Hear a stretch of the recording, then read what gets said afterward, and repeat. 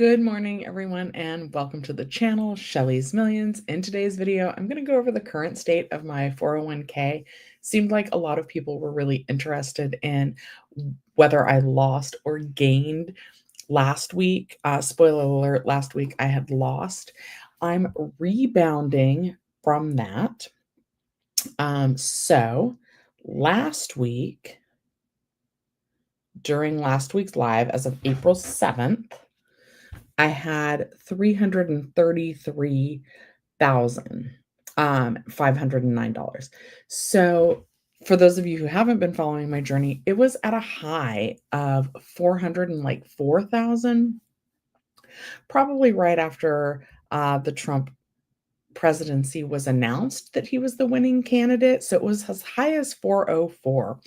And then last week it dropped down to 333,509. And this week I'm happy to report that it is bouncing back a little bit.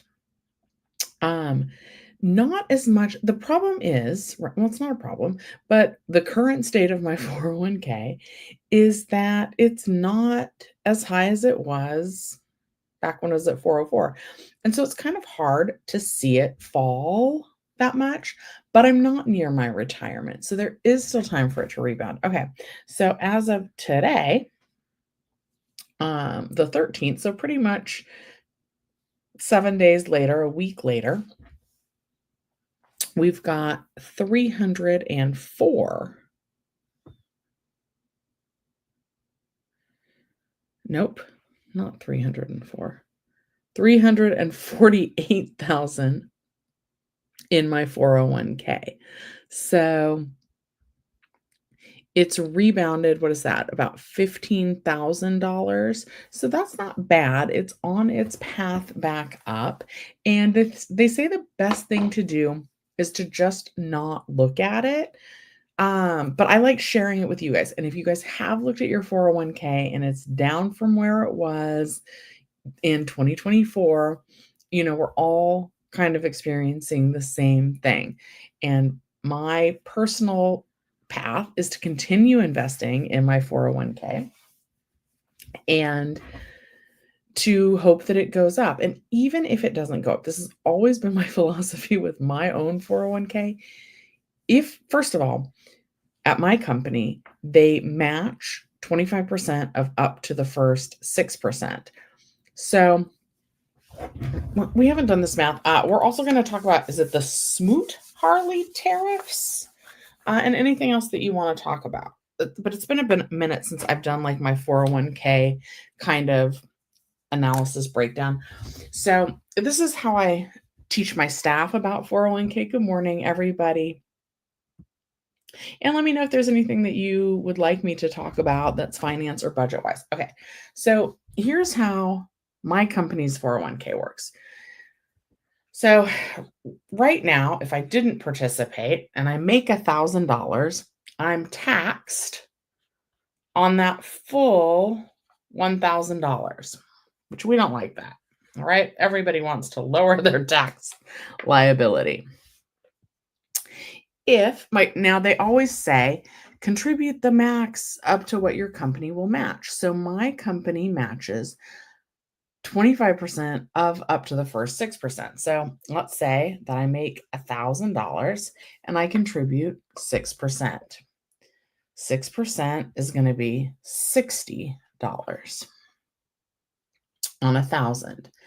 So, and then my company matches 25%. And so here's the first real benefit is that I'm instantly getting a 25% return on my money, right? So I feel like I can't lose on that, which is $15. Okay. Now, $15 isn't a whole lot of money, but over time it adds up. It's not money that I'm putting in. So now that means that if I get $1,000 every check, what's going into my 401k is $75. So I'm saving $75 each check and sorry, I'm fiddling with my pen here, and only 60 of it I had to put in. Plus, now instead of being taxed on $1,000, which we don't like, now 1,000 minus 60, now I would be taxed as if I only made $940. So it's a tax savings, and we like that. That makes us happy. And then what we hope happens over time is we hope that this $75 grows. We hope that it grows 8%. So, first of all, when you look at it like this, $60, it's a lot to some people. But in the grand scheme of things, especially like how expensive things are now, and I'm gonna say that also my paychecks are no longer $1,000 every 2 weeks. This is just a nice, if we deal in like nice round numbers, that makes it easy for me to show you guys the math. Um, but $60, if I got that and it was taxed, right? So maybe I'm not even getting 60 extra dollars in my paycheck. Maybe I'm only getting 40 to 50 extra dollars in my paycheck. That's so easy to spend if you get it, right? That is one night out with the girls. That's one date night. And of course, like on this channel, like am a cheerleader for uh like better, lower cost date nights and nights out and things like that. But that would not be a lot of extra money. So if I would have the money that's now in my 401k, if I would have received it in my hands and been taxed on all of it, I would have spent it on who knows what, right? Even though I'm good with my money, I'm still tempted. I still want things sometimes. I try to be better about that. And it's a conscious choice to like not get the thing that I'm into right now is those Stanley water bottles, right? I don't have one. I'm still rocking my coldest water bottle from when I had a sponsored video by them. So that thing's still holding up. Granted, I've dropped it a few times and it's dented, but there's nothing wrong with it. It still works perfectly fine. But do I want one? Yes. And my mom and I, we went to a movie the other day, and I work at a movie theater, so movies are free for me. So are soda and popcorn. But like the free cup for the soda, it's really, really little. So then they offered us a different cup, and it wasn't really any better. So I'm like, oh, maybe I should get a cup for me and my mom to go to the movies. So little things like that, if I would have had the money, I feel like I would have been tempted. Okay. But so with the money that I currently have on my 401k, and I've been investing since I was 21, which is like the earliest you can do it. 21, and I'm now 47. So I have thank you, Sean. Sean, it's been nice talking with you on Instagram. I'm happy that you reached out to me. I know I'm hard to get a hold of. I just work a ton. And I enjoy working, and then I do YouTube. And then today, because my mom moved in with me, we're gonna go play bingo. She says the 13th is her lucky day. So wish us luck at bingo. So yeah. Okay. So the 401k, I feel like if I would have just got that money in my hand, I would have spent it. I don't feel like I would have saved it, especially back when I was like in my 20s, which they say is like the highest and best time to start investing in your 401k. So I kind of look at it as extra money, and it's been a tax saving. So I haven't paid as much as taxes in the government, and there's no other way that I would have 348,000. Did I just look and say it was $348,000? Is it hard to know that at one point it was up all the way to 404,000 and now it's at 348,000? Yeah, absolutely. Absolutely. But this is nothing to sneeze at, right? And even if I would still be, even if this was maybe not 20,000, but even if this lost another half, that I would still be saying like the same thing about it. It's still money that without this avenue, and here's why I haven't withdrawn this and why it is that amount. They penalize you if you withdraw it, right? So if you're participating in your 401k and you withdraw before you're 59 and a half, they not only are going to still tax you on that money right away, but you pay a 10% penalty. So there's no way I'm going to pay a 10% penalty to access my own money. So that incentivizes me to keep it in the 401k. The one time I did, I took a loan against my 401k. You're not penalized for that. You're just not gaining any interest that you may have been growing. Was when I bought the house and I borrowed 28,000. I'm also going to say that I think just a mere 13 years ago that I only had about 56,000 in my 401k. So in the last 13 years, it's gone from 56,000 all the way up to 348,000. Okay. Let me know if that made sense. Let me know if you're looking at your 401k. Wish me luck at bingo with my mom. We would both like to win. I kind of think bingo is a form of gambling, but it does support the organization that we're going and playing. It's rare that I have like a day off when there's also bingo and my mom enjoys it. So that's why we go. I'm going to take a sip of coffee. That means to like the video, or it's a good time to like the video. I definitely want to look at the Smoot Harley tariffs. Am I saying that right? I think I said Holly. Okay. Let's look at the movies real quick because that's my regular job and I actually have it prepared this time. Oh my goodness. What is going on? Okay. This is not working. All right. So the number one movies this week were Minecraft. Well, that's not more than the number one movie. The number one movie was Minecraft. I should just share this. Let's share the screen. But it was Minecraft. I took my mom to see it. That's fun. It's got Jack Black in it. There's 10 of you in here. We just finished talking about my 401k, which is, it's down from its high, right? At its high, I'm going to say in about December of 2020 of last year, I should start saving the files so that I can show you guys. But in December of 2024, it was at a high of about 404,000. I was so excited because that was the first time it had gone over 400,000. And now it's down. It's up from last week. It's up almost 15,000 from last week. But it is down from that high, which is not fun. But again, I'm grateful for it. I'm not doing anything. I'm not panicking. I'm not changing my investments. I'm keeping them the same as they are. And hoping for the best. Let me know in the comments if you guys have checked your 401k, what you've seen happen with it. Or if you're able to save, if you haven't been able to invest in a 401k. I'm interested to know that as well. Okay. Oops. What is happening here? Oh no. What? Share screen. Okay.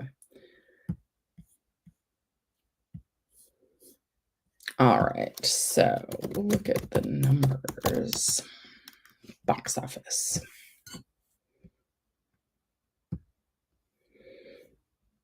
Okay, so this is the movie grosses for the past week. So Minecraft was number one, The King of Kings number two, The Amateur number three, Warfare number four, and The Drop number five. Debbie, I know you'll tune into this late. I'm gonna have to give you this is the little green guy she calls him. He's gonna be sad because you have not been in a live in a long time. We miss you. So pop in if you can. Debbie likes horror movies. I've heard that The Drop is a lot of fun, so check that one out. And then I took my mom to see the Minecraft movie, and we liked that a lot. So yeah. Okay. Now we're gonna look at the Smoot-Hawley tariff. Smoot? Yep, Smoot-Hawley tariffs. Effects. Apparently there was like a big Ferris Bueller scene, and that's trending kind of right now.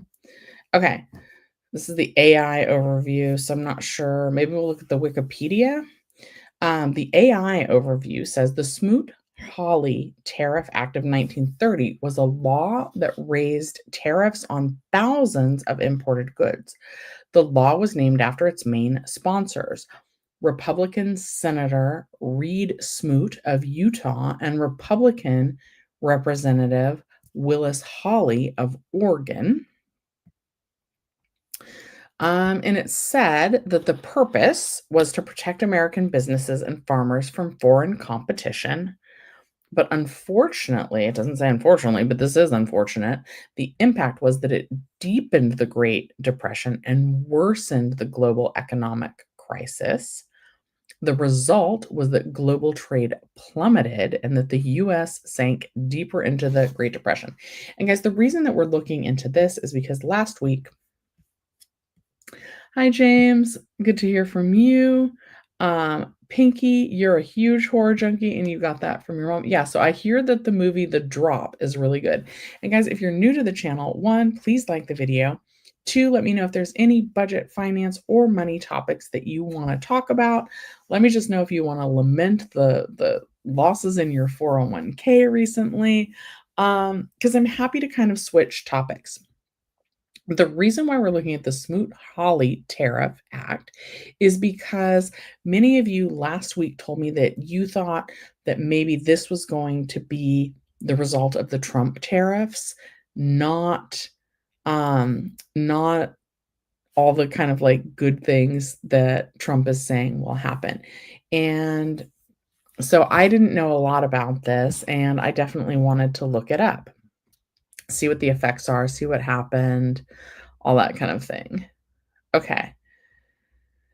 So, it says the significance is that it's considered a policy misstep and a cautionary example of protectionist policy. How it happened. The act was passed by Congress in 1930 during the Great Depression. President Herbert Hoover signed it into law in June of 1930. The act raised tariffs on over 20,000 imported goods. The US's trading partners retaliated with tariffs of their own. The Smoot-Hawley, dang it, that's hard to say. Why is that? The Smoot-Hawley Tariff Act is still used as a cautionary example of protectionist policy. The US Senate Historical Office says it was a disaster. Do we want to read why it failed?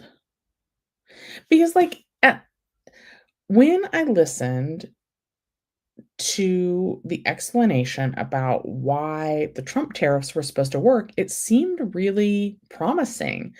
It seemed like a good idea. So let's see what this says. Failure reasons. And of course, like, guys, do your own research. I'm just kind of looking this up for the first time myself. I'm curious about it. I thought maybe you guys would be as well.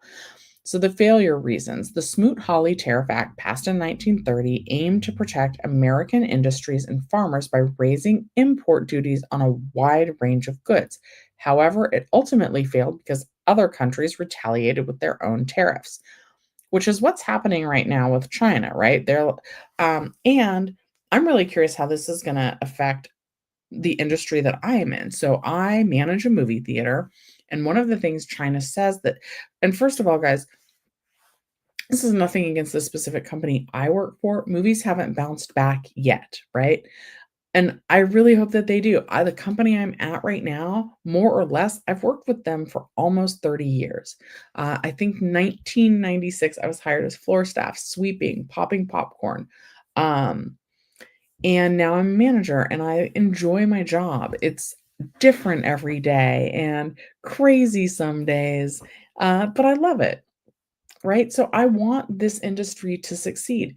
I'm hoping that I stay with this company long enough that I retire from this company or YouTube or both.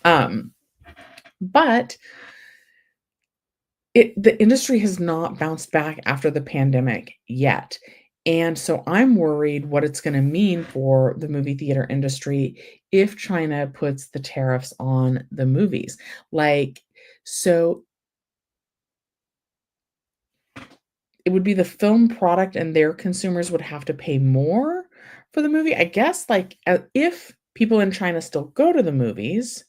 Like, could this kill movie could the I should have titled this, could the tariffs in China on the movie industry kill movies?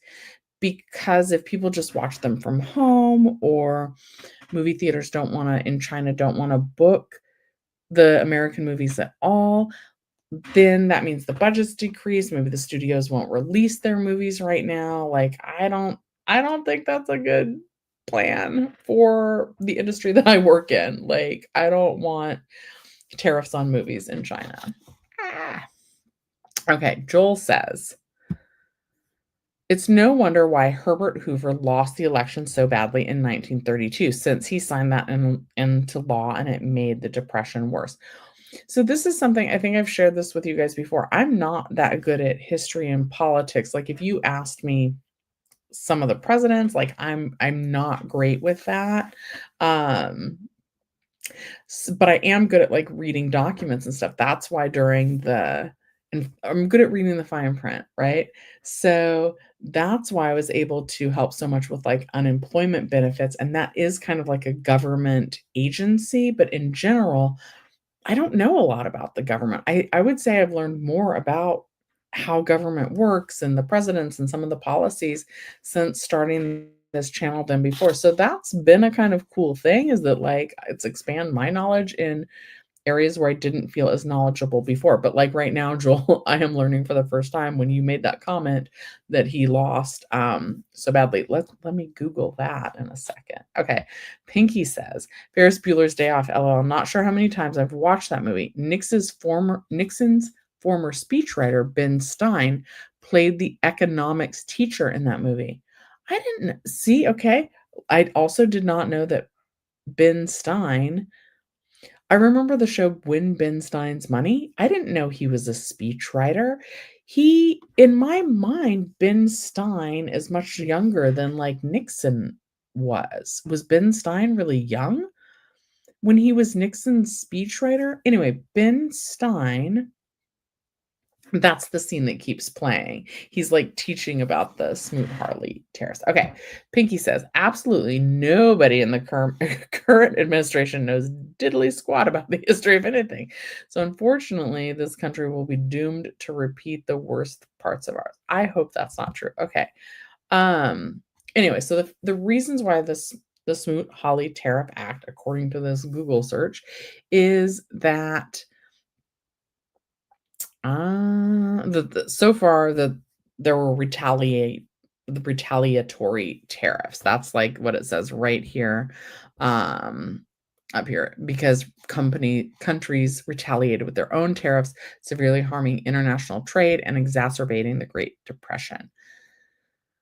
Okay. I'm just going to read it. The Smoot-Hawley Tariff Act was enacted to shield American businesses and farmers from foreign competition during the early stages of the Great Depression. It was the culmination of efforts by agricultural interests to protect their industries from falling prices due to overproduction and competition from European farmers. The act raised tariffs, effectively increasing the cost of imported goods, making them less competitive with American products. So that is another thing, like, we pay more. It's not those countries pay more. We pay more for the imported goods, which is supposed to make domestic goods the wiser choice. Like, let's say I've got 2 avocados. I have one from we're going to go with China for this. That's not really where avocados come from, but that's where the tariffs are still in effect. So if I've got 2 avocados and one costs $5 and one costs $1, I'm gonna go for the $1 avocado. I'm not gonna go for the $5 avocado.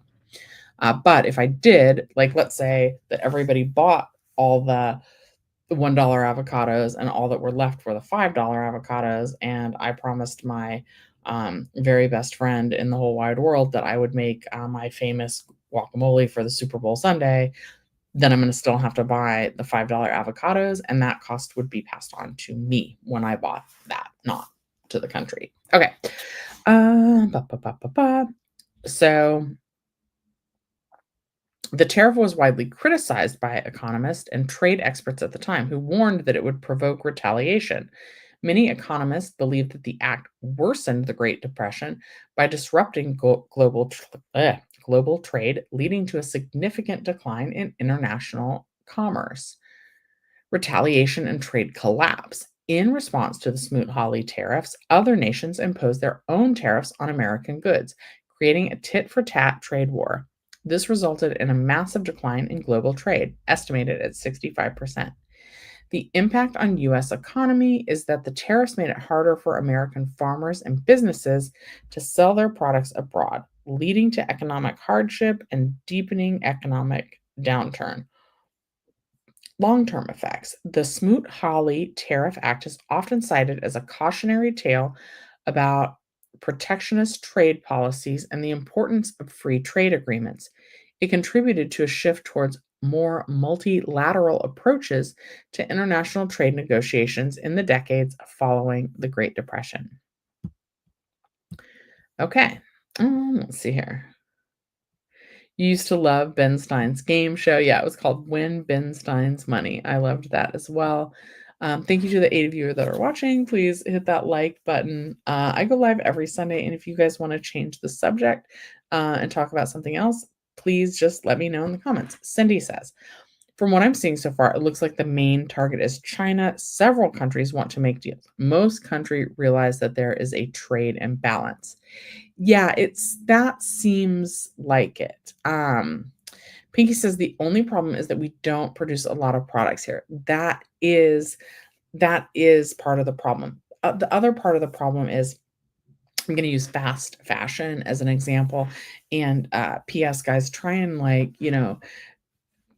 donate to your local thrift shops, shop at thrift stores, reduce, reuse, recycle, right? That's what they used to tell us.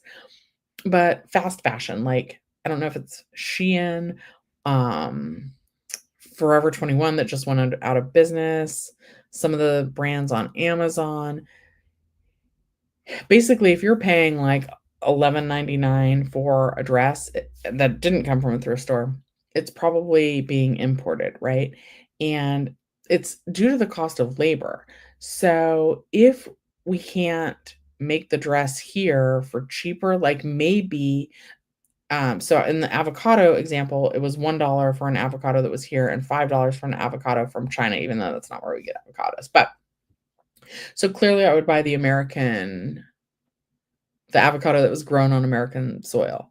But with clothing, and maybe this would be true for the avocado here, our minimum wage is so much higher, and our labor code and our just the cost to do business in the United States is more. So maybe you're not going to be able to get a $1 avocado. Maybe you're just going to now only be able to buy $5 avocados. Same with fashion. Maybe you're no longer going to be able to get an $11.99 dress. Maybe you're going to need to pay $50 for a dress. Okay. Sweet Willow says, watch China in focus. There's so much more behind just trade with China. I'm sure that that's true. I'm sure that's true. Okay. Pinky said, there's always more to it than just trade, right? Some people are even saying, okay, we know that we can't manufacture these goods cheaper. I'm not saying this is true. I have not researched this. This is a theory of some people. But they're saying the United States knows that we're not going to be able to compete in manufacturing like this, that we know we can't do it cheaper. But what does Elon Musk have that might be able to do it cheaper, that might be able to replace people on the manufacturing line? Robots. So maybe some people are saying, like, maybe this is all just a big ploy so that we can use Elon Musk robots on the assembly line and decrease American jobs. That's an interesting theory. Okay. Pinky says, as with history, America doesn't understand caution signs, cautionary tales, red flags, and flashing red lights. Yeah. And then Pinky also says, I don't shop from those very inexpensive clothing websites because I worry what chemicals are in the clothing that may or may not be able to be washed out. I'm very chemically sensitive. Pinky, my mom she's allergic to everything. I have like a lotion, right? Trader Joe's, firming body butter, and I love the way it smells. But when I use it, my mom is just sneezing her head off. And she's allergic to fabrics, she's allergic to scents, she's allergic to foods, all of that kind of stuff. Um, so yeah. Okay, what else did I want to talk about today? Guys, I might switch the topic just a little bit because I really want to start traveling more. I am at a place where personally, let me know if you want me to actually stay on the topic and like look at the trade with China. Hi, Richard. Oh, I hope you had a lovely time at your cousin's house. Okay, so we yeah, it's rough. I need to make another video with her, but she doesn't want to do it. So we'll gotta try and convince her, and then I need to find time to edit it. Okay, so I really want to travel more. My house will be paid off in about a year and a half, less than 2 years now. I think it estimates that I have 20 payments left on my house. I am one of those people, I'm really fortunate. I have a great mortgage rate. And so I'm making more by saving money in a high yield savings account than I would by paying the house off. So every month I'm making more with the high yield savings account than I would. Thank you, thank you, thank you, thank you. I still have, it says 20 payments, but I actually think it's only going to be 19. I'm really excited about that. Um, in California, though, and it's so crazy, you guys. Like, I thought, and I still believe in the American dream and like financial freedom and all of those great things. But I thought, okay, uh, real estate taxes don't go up that much in California. I think the maximum is 2% every year. So I'm paying less than 2,000 a year in real estate taxes. And it's only going up a little bit, like 25% at a time.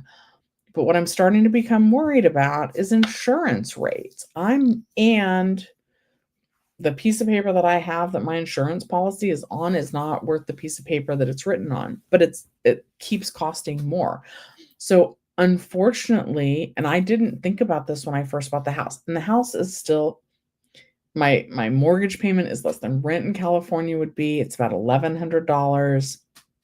So not bad at all. Oh, sorry, no, it just went up. It used in 2024, my mortgage payment was $1,100.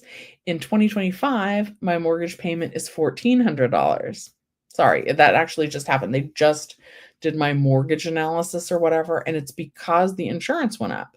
So because the insurance went up, my monthly payment just went up $300.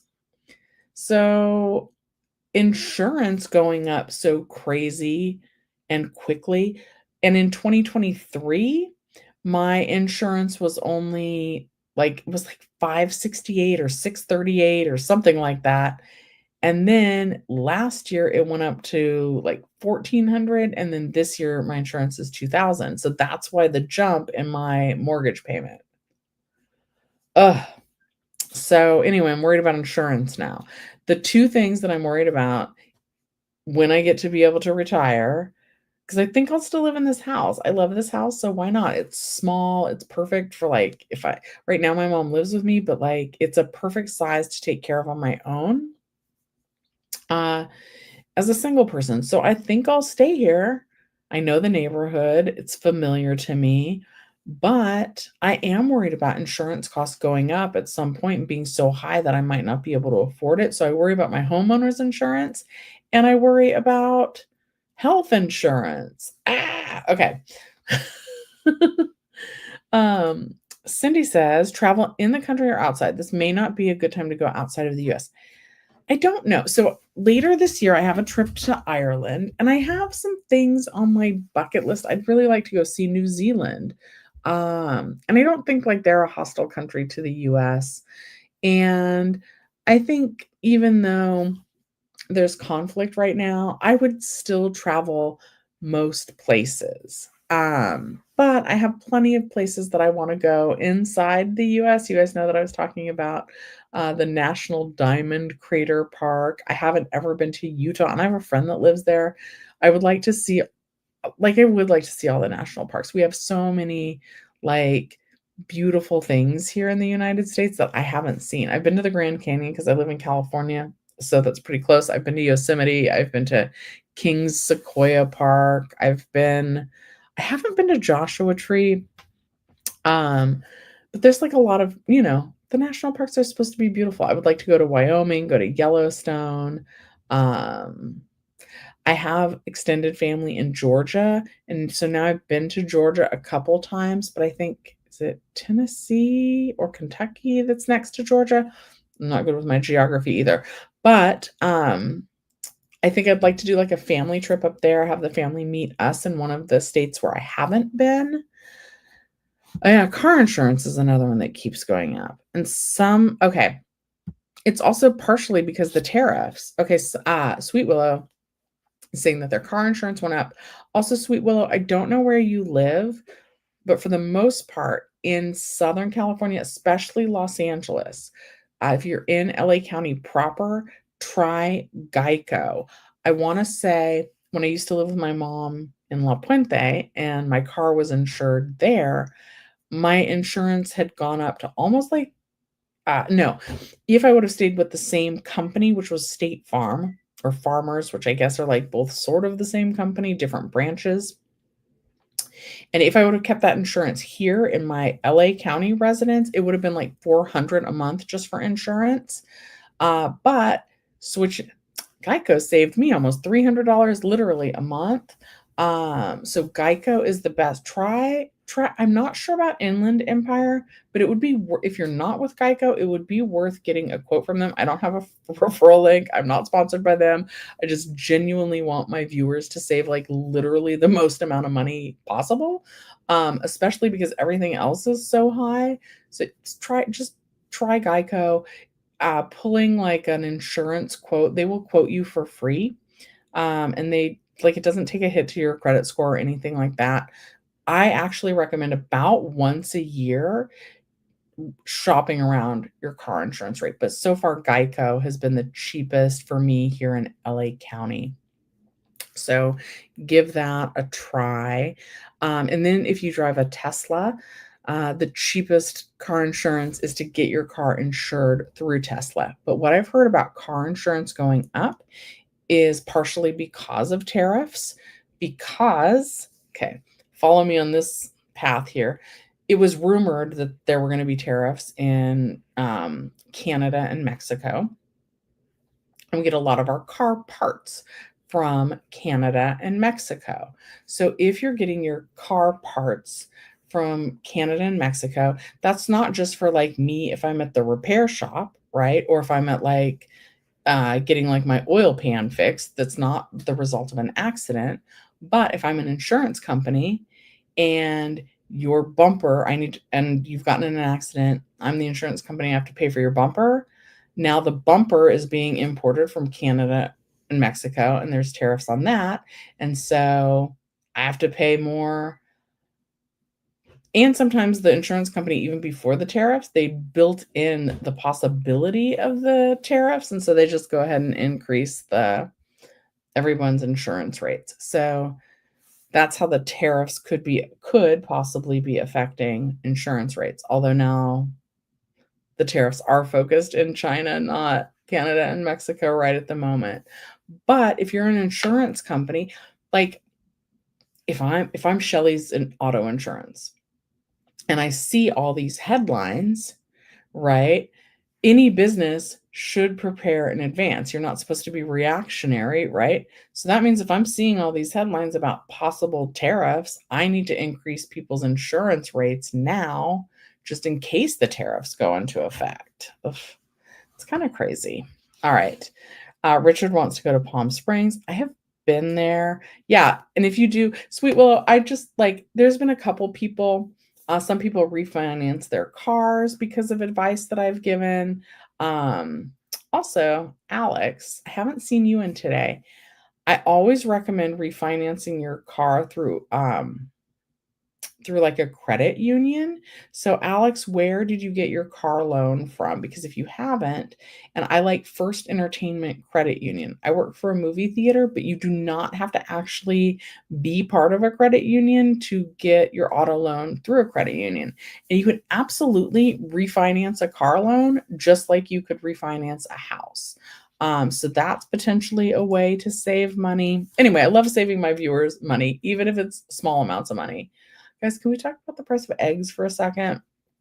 So, my mom and I have been going to Amazon Fresh, which we really like because it's a smaller store. So, it means it's easy for my mom to like walk around all the aisles and everything like that without like it becoming too painful of like a big, sprawled out grocery store. Amazon Fresh has everything my mom needs, but their price of eggs are still $7.99 a dozen versus like where I work, there's a Trader Joe's right underneath my movie theater, and eggs there are um just under. Yeah, all right. It's been about 40 minutes. Brad, I haven't seen you in here before. Is that a Pokemon logo? Is that Moltaire's? I don't know. But did I say that right? Anyway, so my 401k at its high was over $404,000. And today, my 401k is at 300, well, as of April 11th, $348,074. But so that's as of April 11th. But just 1 week ago, my 401k was at, oh my God, what day was this? All right, guys, I've taken a lot of screenshots. Ooh. So as of April 8th, my 401k was at 326,973. So it's up from April 8th. And that's why they tell you not to check because, right, that's a big fluctuation. 326 versus 348. That's a $22,000 difference in like, what is that, like 4 or 5 days? But it's still sad. It is sad, and right, that this is why they tell you not to look because it's an emotional response. It's sad to see it go from 404,000 all the way down, especially 326,000. And then I'm just gonna be honest, like my 401k has less and it's lost more than it's low 326, that's lower than it was during the pandemic. During the pandemic in 2020, my 401k had about $346,000 in it. I haven't borrowed anything against it. As a matter of fact, like every year, I'm not contributing the annual maximum per the federal government, but I'm been contributing like the maximum to get the 401k match from my company. Now, this is more than I've made in a while. So I'm contributing about $4,620 a year of my own money to the 401k. So you would think that like in 5 years it would grow at least like $5,000 a year, but it hasn't. It has not.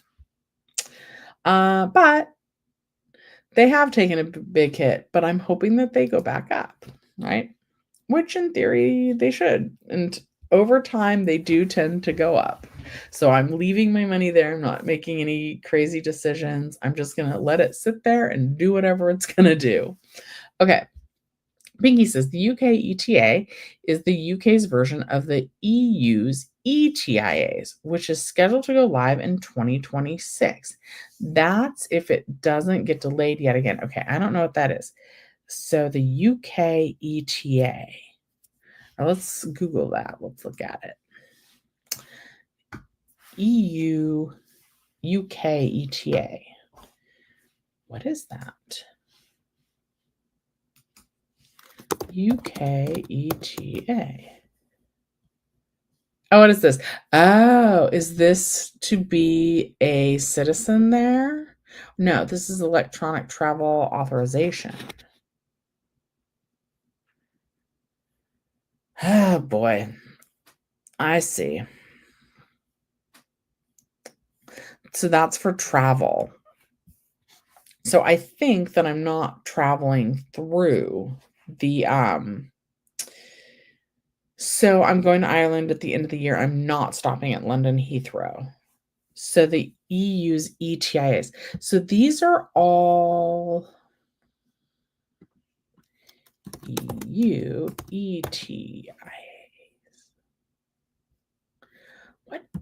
Yeah, I wish that they weren't doing this. So what you'll need to apply, you can apply, blah, blah, blah. You need US citizens need ETIAs. Learn step by step the ETIAs application process for US citizens, including requirements and tips. Interesting. Yeah, I don't think I'm going to need this for my trip, but it might be good to get some of these things going if anybody is planning on doing travel. Yeah, so my 401k certainly has taken a big hit, and even though I still think it's a great resource, the 401k, because partially of the company match, right? But I feel like I'm not making any progress, and it's frustrating even for someone like me, someone who's like, I've always shared with you guys like kind of the state of my 401k and that I think it is a good avenue. I keep my expenses low. I try and invest as much as I can. And, I want that 8% return, but it's like I feel like I'm just on a hamster wheel, chasing it and chasing it and chasing it and going nowhere. Richard said that London is beautiful but expensive. Yeah, and I've never. Oh, sorry, that's not true. Technically, I had a layover there on my. I haven't traveled anywhere since 2023 when I went to Portugal, Spain, and Egypt for one day. I didn't go for all of those one day, just Egypt for one day. We stopped at the London Heathrow Airport, but I didn't even get out. But we had to take like a shuttle bus when we were there, and I thought it was so exciting because I got to see the cars drive on the other side of the road. In Egypt, I think they drive on the same side of the road that we do. And I'm thinking about renting a car. Oh, guys, can you chime in? This has nothing really to do with finance. Okay, Pinky said that you applied for a UK ETA through their app in January, and it was $13 for 2 years, or passport expiration, whichever comes first. My passport, I need a new one. Thank you for reminding me. In March of 2026. Shoot. You guys want to see? Oh, I was so sad about this, but I guess it's cool. Egypt stamped over my other.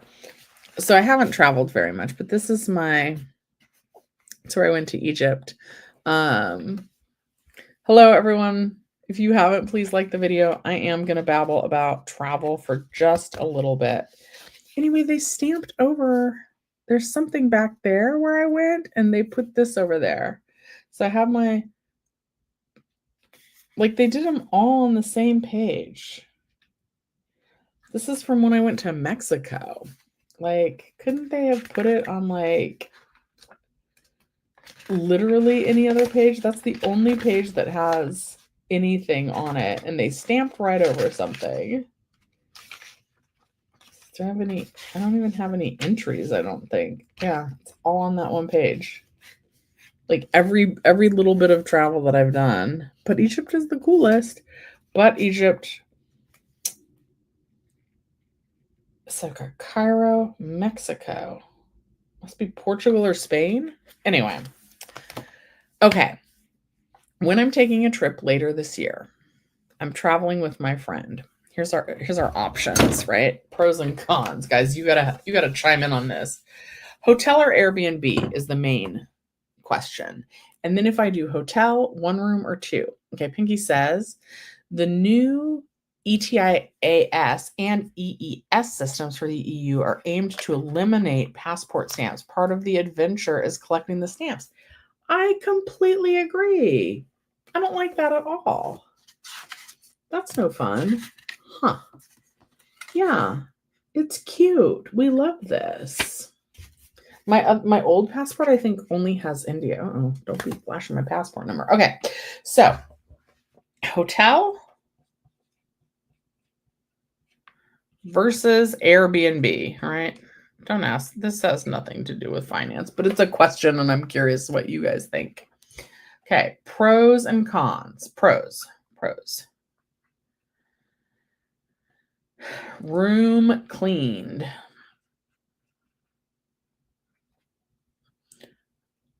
The room cleaned. I think already my pros list. Cooler house.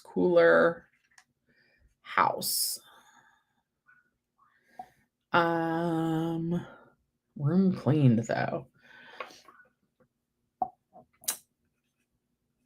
AC. Now, the reason why I put AC is because I really like a room at a certain temperature. So if me and my friend if we're not sharing a house, I can put the AC to whatever I want and sleep. So that is a pro for me. Also, more personal space.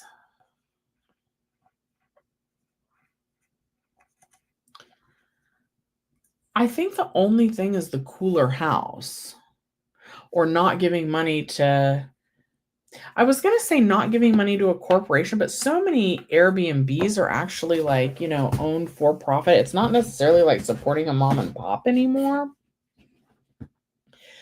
Airbnb's pros. Kitchen to cook meals. Okay, fair enough. Kitchen.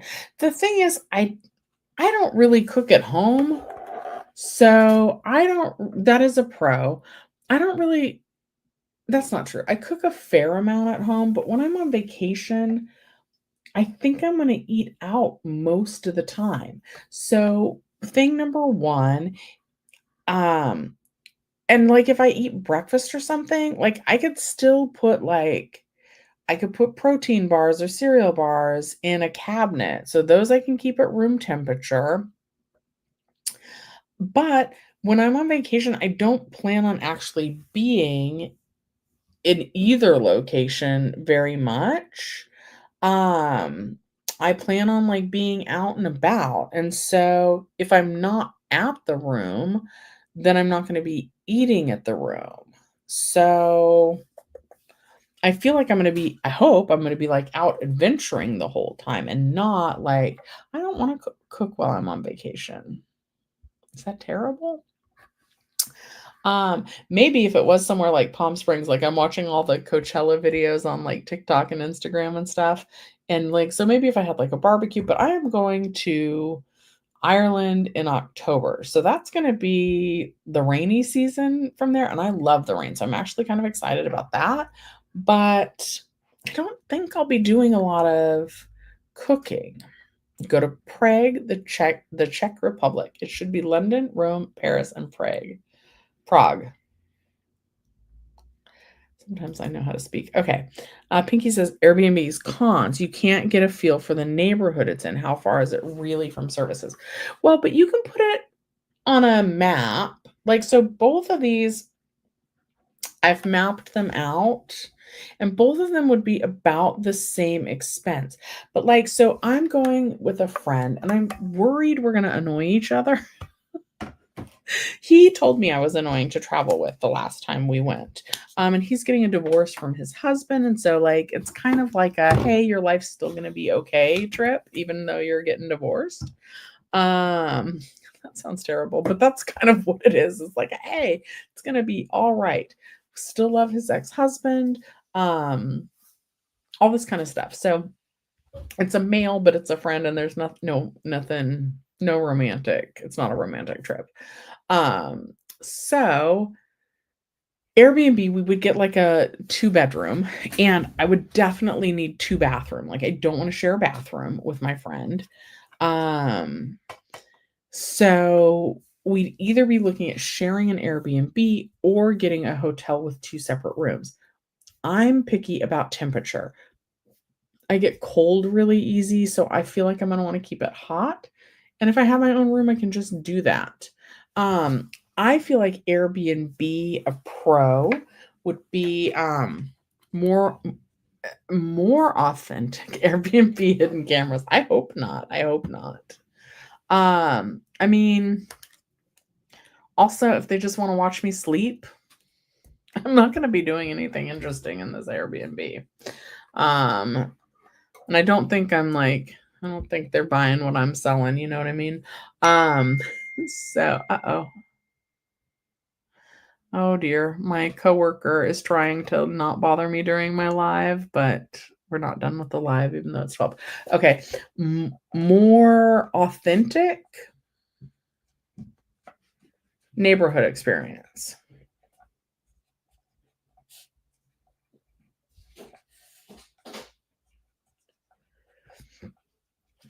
Ooh, another pro on the but, like, that depends. So, I mean, I can put both the hotel I'm thinking about and the Airbnb on a map and see, like, what area it's in, and I think we're gonna stay right in Dublin proper. But I'm thinking about staying a little bit outside of Dublin, maybe? Um, Credit card points, more points for more trips.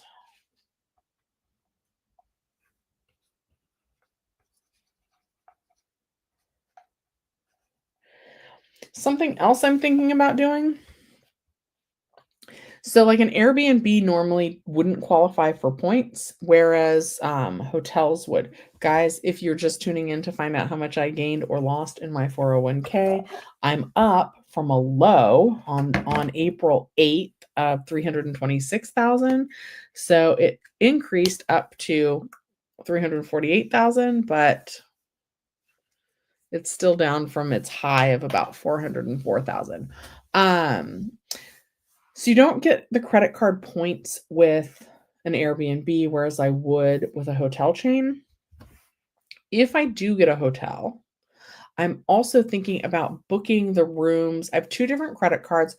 One would give me, like, 250 back on a hotel, and the other would give me $50 back on a hotel.